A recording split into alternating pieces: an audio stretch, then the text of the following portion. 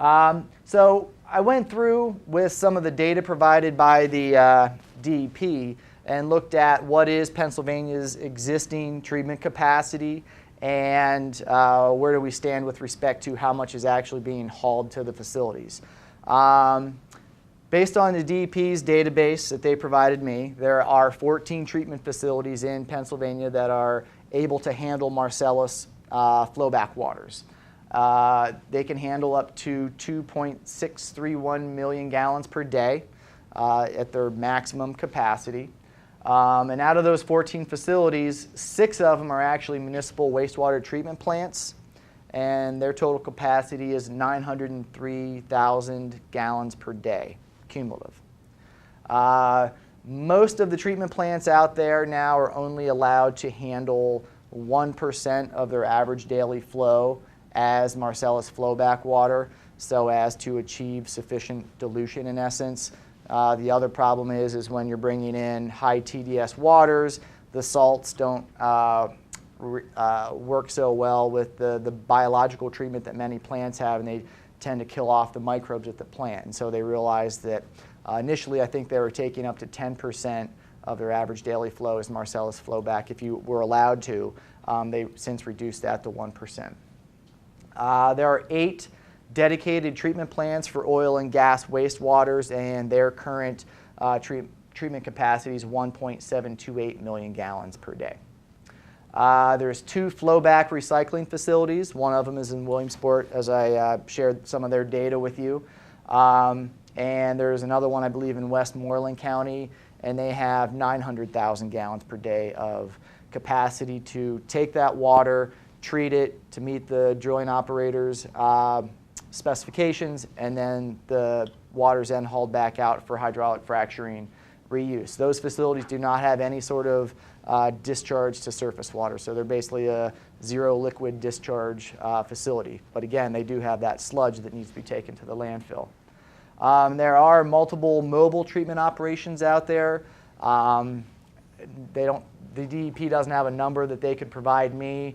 I'd guess there's probably 10 or 15 companies out there that are providing some sort of treatment in the field, whether it's chemical treatment or whether it's a filtration type technology out there in the field to, again, remove the cations and the scale formers and allow recycling of that wastewater in the field. There are a host of proposed facilities out there. By the count I had, about 20 facilities proposing to use a variety of technologies to either recycle or just treat and discharge the waters. We're seeing a lot of these facilities as being recycle facilities. And if they all came online, based on their permit applications, there would be about 8.5 million gallons of additional treatment capacity in Pennsylvania for Marcellus produced waters. This map shows the historic oil and gas fields in Pennsylvania, the shallow oil fields here in light green, the deep oil fields up here in northwest PA, the shallow gas fields, the deeper gas fields, and some of the gas storage areas. And the reason I show you this is that these the light blue stars show where there are permitted treatment facilities that have surface water discharges. And you can see that by and large they're out here in western Pennsylvania, and that's no coincidence. They were there before the Marcellus came to the state and had been serving the historic oil and gas industry here in Pennsylvania. The dark blue show the permitted recycling facilities, again, one here in Lycoming County and one in Westmoreland County. Now we know that the Marcellus extends up into northeast Pennsylvania, and we are seeing that a lot of the proposed facilities are up here in the northern tier, since that's where a lot of the activity is taking place. So the DEP is now collecting, according to Act 15, which mandates that the gas companies must provide their production data from their wells, and that includes not only the gas that they're producing and the natural gas liquids that they're producing, but also the waste stream that they're producing from their operations. And so what I did was took the data set that the DEP has on their website that anybody can get to, including the AP. That's where they got their data from their recent article. And so I took the same data set and kind of independently crunched the numbers, and been staring at Excel spreadsheets longer than I'd rather think about right now for the last week, but came up with the following numbers. And Pennsylvania Marcellus operations generated 232.1 million gallons of produced fluids, flowback fluids, drilling fluids, et cetera, associated with their operations. Basically fluids that needed to be disposed of at a permitted facility. 25.6% of those fluids, which translates into 59.5 million gallons, were treated at Pennsylvania publicly owned treatment facilities, basically your municipal wastewater treatment plants. 36.5%, which translates into 84.7 million gallons, was treated at dedicated oil and gas treatment plants. The 9, I guess, plants that I showed that were mostly out in western Pennsylvania. Almost 10%, or 22.2 million gallons of the water, was classified as being reused. That is, it apparently never went to a treatment plant or recycling plant, it just stayed out in the field. Now, whether it was treated out in the field or not, it wasn't specified. 1.4%, or about 3.2 million gallons of the wastewater, was just stored out in the field. So whether they're going to recycle it or ultimately dispose of it, again, didn't specify, but it was noted as being stored out in the field in an impoundment or in frac tanks. 18.6%, or 43.3 million gallons, was unspecified. And if you looked into the database, it said not listed. They basically they didn't have a good answer for what they had done with their water. So I spoke with Scott Perry, who is the chief of the Bureau of Oil and Gas at Pennsylvania Department of Environmental Protection, and he indicated that much of that water went to out-of-state treatment facilities or injection wells, and they're still in the process of trying to get everybody to be a little bit more specific about that. In the recent AP article, that was the number that they were making sort of a big deal about, that they couldn't account for it. Yeah, they couldn't, mostly because the way the reporting system was set up is that it didn't list out-of-state facilities, at least not all of them. And so they just didn't have a mechanism to report it. So hopefully we'll see that unspecified number come down to a specified outlet.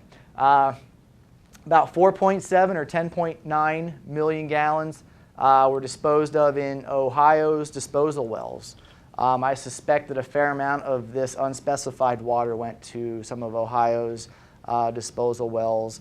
Ohio's geology lends itself better to deep well injection than does Pennsylvania's geology, and so a lot of this produced fluids that either for whatever reason weren't handled in Pennsylvania's treatment facilities were taken to Ohio's treatment facilities. And then we have a small amount, less than 0.4%, about 1 million gallons was taken to Ohio's treatment facilities. And then the balance, 3.2%, or about 7.4 million gallons, was taken to a treatment facility in West Virginia. So that's sort of the portfolio of where the 232.1 million gallons of produced fluids went. And again, I should note that this is from July of 2009 through June of 2010. The companies are now required to report every 6 months.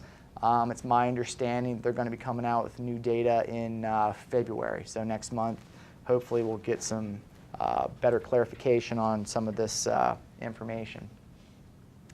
As I had mentioned, brine injection wells, especially in Ohio, is where a significant amount of the flowback water is being taken. I suspect it's that fraction of the flowback water where the water is kind of spent it's not worth treating anymore for recycling purposes. Maybe the TDS concentrations are too high, or for whatever operational reason they decide that they're going to dispose of it and not try to recycle the water. Ohio has, according to this article, and this came from the Ohio Department of Natural Resources, 159 brine injection wells. Each of these dots represent those wells. They're mostly in eastern Ohio, so if you're operating here in southwestern Pennsylvania, it's not too much of a stretch to take that produced water into Ohio. Here in Pennsylvania, there are, I believe, 8 deep injection wells. According to the DEP's records, none of them were used for Marcellus flowback disposal. I suspect that those wells are being utilized for the conventional gas waste stream. Whether they'll ever be used for Marcellus flowback, don't know. There are some companies looking at underground injection here in Pennsylvania, so only time will tell as to whether we start using deep injection here in Pennsylvania. Again, the geology doesn't lend itself quite as well. We have some deep reservoirs, however, they tend to be fairly tight and don't really take a lot of water very easily anyway. So I just want to wrap up with some quick conclusions here, and then I'll do my best to answer any questions. Approximately 15 to 20% of Pennsylvania's existing treatment capacity is being utilized for Marcellus flowback water treatment. There's about 232 million gallons, and of that stayed here in Pennsylvania, that only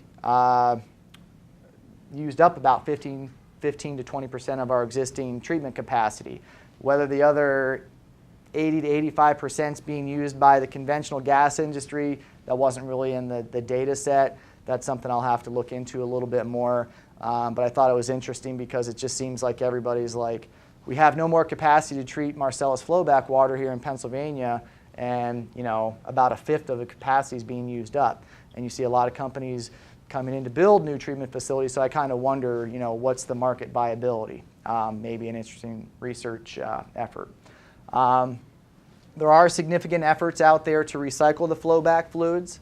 According to the DEP and according to the industry, about 70 to 90% of flowback waters are being recycled in some manner. They didn't get into the specifics of that, but those are the numbers that were recently put out there. So, we are seeing a definite trend toward recycling. I don't know that every company's 100% on board, but the leading companies, those top tier companies, are definitely pushing toward 100% recycling to the extent possible.